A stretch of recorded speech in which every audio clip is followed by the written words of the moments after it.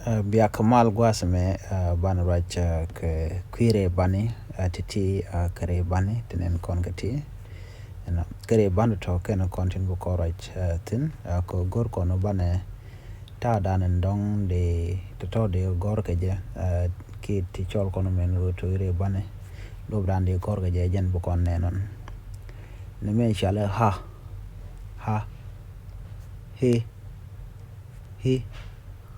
ho he ho he ha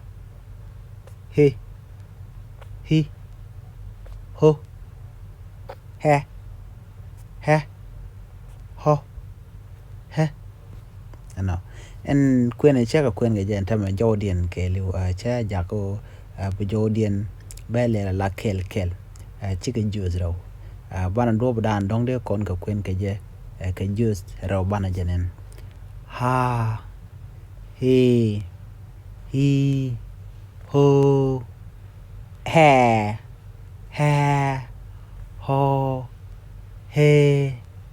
ha ho isho goro no biga nyok mo kwene je ko bu tok nwere